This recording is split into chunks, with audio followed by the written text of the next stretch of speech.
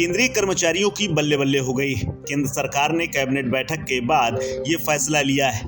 दरअसल अश्विनी वैष्णव ने इसकी जानकारी देते हुए कहा कि केंद्रीय कैबिनेट की बैठक में ये एजेंडा तो नहीं था, लेकिन बात हुई तो इसी बात को लेकर के 8वें वेतन आयोग को मंजूरी मिल गई है।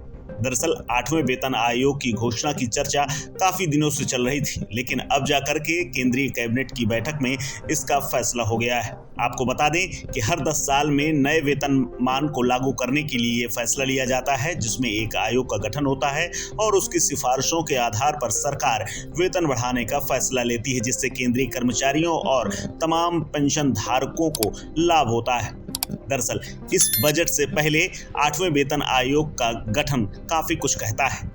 इस आयोग के गठन के साथ ही चर्चाएं तमाम प्रदेशों में भी होने लगी हैं और प्रदेश के कर्मचारियों को भी इंतजार है कि उनके वेतन में भी बढ़ोतरी होगी, जैसा कि 7वें वेतनमान के बाद हुआ था। इसी को लेकर के यूपी के कर्मचारियों को भी लंबे समय से इंतजार था। यूपी के सीएम योगी आदित्यनाथ ने इस कमीशन के ऐलान होने के बाद ही बड़ी बात कही है।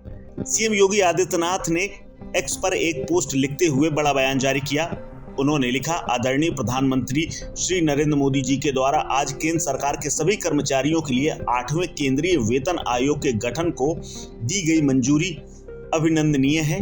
विकसित भारत के निर्माण के लिए समर्पित केंद्र सरकार के करोड़ों कर्मचारियों की आर्थिक उन्नति को सुनिश्चित करता यह कल्याणकारी निर्णय उनके जीवन शैली को बेहतर बनाने में सहायक सिद्ध होगा। महाकुंभ के पावन अवसर पर करोड़ों कर्मचारियों को लाभान्वित करते हुए इस निर्णय के लिए उत्तर प्रदेश में कार्यरत केंद्र सरकार के सभी कर्मचारियों की ओर से प्रधानमंत्री जी का हार्दिक आभार।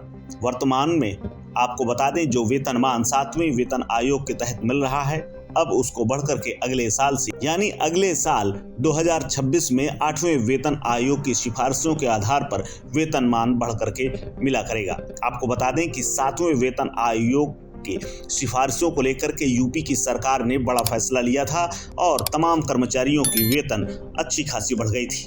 अब फैसला यूपी की योगी सरकार के ऊपर है और सिफारिशों का भी इंतजार है। इन्हीं सिफारिशों के आधार पर यूपी समेत तमाम प्रदेशों के कर्मचारियों की बल्ले बल्ले होने की पूरी उम्मीद जताई जा रही है। इसी क्रम में राजस्थान से लेकर के मध्य प्रदेश तक के कर्मचारियों को इसका इंतजार है।